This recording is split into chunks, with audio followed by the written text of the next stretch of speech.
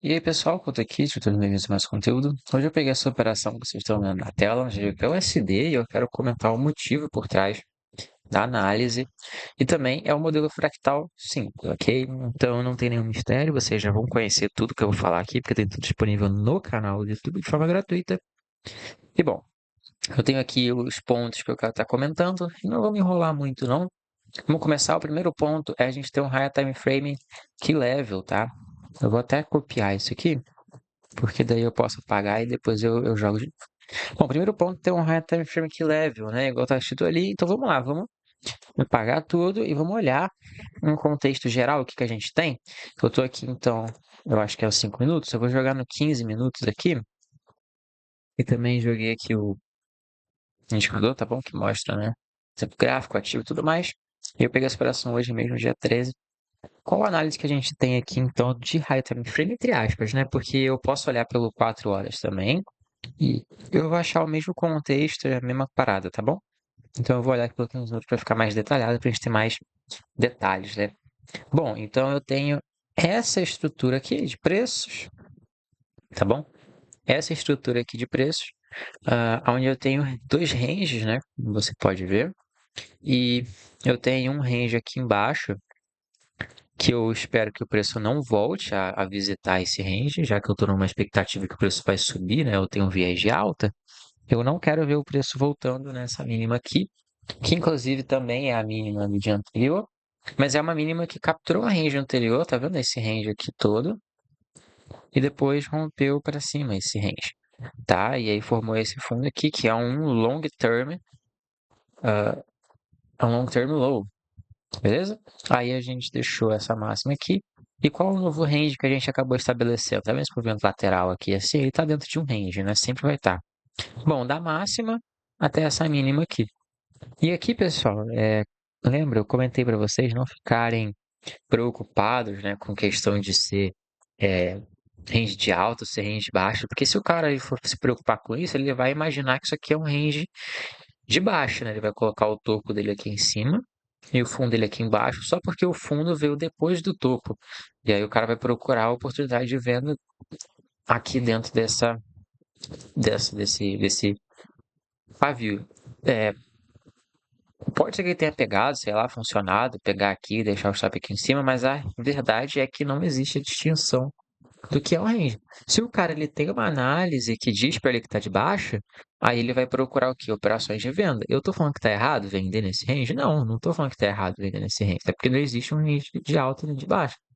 Mas ele tem que ter uma análise prévia já de outros tempos gráficos, de order flow, para poder te dizer qual direção que você vai fazer. Não é uma questão de ser o range de alta, ser o range de baixo, só porque o topo ou o fundo veio depois. Entendeu? No meu caso, eu tinha análise para comprar, não para vender. Beleza? Então é isso. E a meu key level, então, pessoal, que eu tinha, eu tô muito dentro de um range, né? Esse topo aqui até esse fundo. Eu poderia realizar as seguintes operações no dia de hoje. Eu poderia realizar operações vendedoras aqui dentro dessa estrutura, ó. Tá vendo? Então tem essa estrutura aqui de baixa para poder buscar aqui embaixo. E por que que eu realizaria? Eita, por que que eu realizaria operações vendedoras? Porque eu tive uma tentativa de romper esse topo aqui, não consegui, voltei e rompi para baixo, formei nossa primeira estrutura de baixa. Tá, e aí eu tenho alvos aqui então abaixo, trabalhando no quê? No ERL para um IRL, né? De liquidez externa para liquidez interna. Tá, então a gente poderia trabalhar esse viés, não é o mais assertivo a se fazer, mas poderia ter feito. E aí a gente poderia ter executado aqui, tá, na venda, dentro daqui os olhos de Londres, aqui como vocês estão vendo, né? Acreditando na sua movimentação de baixa aqui de Londres. Beleza? Então aqui poderia ter sido a primeira operação do dia, a gente ia buscar os fundos aqui prévios, a gente ia ter tido um êxito, uma vitória, né? Lembrando que essa estrutura aqui é aquela estrutura que eu já comentei para vocês no vídeo anterior, tá bom? Ele faz uma impulsão, ele dá uma corrigida, depois ele volta, aí ele vem, faz o topo mais alto aqui que o anterior, que renovou a mínima, e depois vamos para baixo. A breaker aqui é uma região de interesse, né? E como vocês podem reparar aqui, a gente vem e respeita ela, porque a gente tem alvo no fundo. Perfeito? E a minha operação se deu na compra do modelo fractal quando o preço veio nesse fundo. Por quê? Porque eu estava acreditando, pessoal, tá? E depois eu vou juntar com outros fatores que o preço ele ia voltar abaixo dos fundos e respeitar, porque é uma questão de order flow, né? Ele já fez isso aqui previamente, ele pode muito bem fazer isso aqui novamente e subir, tá? Então, é por isso, tá?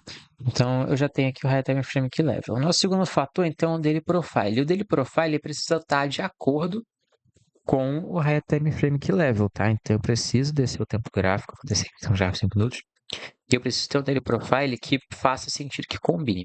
Qual o fator principal dele profile de hoje? Foi a notícia aqui às 8h30, tá? Às 8h30 a gente teve notícia. E outro fator crucial foi essa consolidação aqui de Londres. Eu já falei em vídeos anteriores, nem faz tanto tempo assim, foi há pouco tempo atrás, de que quando Londres ele consolida assim, ele falha em formar uma mínima e expandir, ou de formar uma máxima e expandir, ele fica consolidado. Você vai falar, pô, mas ele não veio aqui na análise que você tinha feito, pá, e deu uma expandida. Sim, mas olha só, a Killzone de Londres, ela vem só até aqui, tá? Percebe como é que ela ficou consolidada, né, de fato, aqui, gerando liquidez aqui embaixo e aqui em cima, tá bom? Então, a minha visão foi essa. E qual daily profile que a gente tem? New York Manipulation, tá? E a gente só pode operar o modelo fractal em dois daily profiles, ou New York Manipulation ou New York Reversal, tá?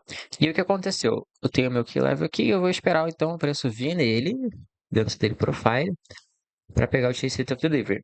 E qual foi o fator? E também tem outra coisa, né? Que seria aqui, ó, o Low Resistance Liquidity Run. Eu preciso de liquidez de baixa resistência na parte de cima para mirar. E aí depois da notícia, a gente deixou esse topo aqui, que é basicamente, tá ligado? É tipo, literalmente o topo nivelado aqui, olha só. Então a gente tem uma liquidez boa aqui, uma Low Resistance Liquidity de qualidade. Já falei sobre isso no canal também. Tá? E o topo da seção de longe também, como servindo como alvo de liquidez, tá bom? Então eu tinha todos esses fatores.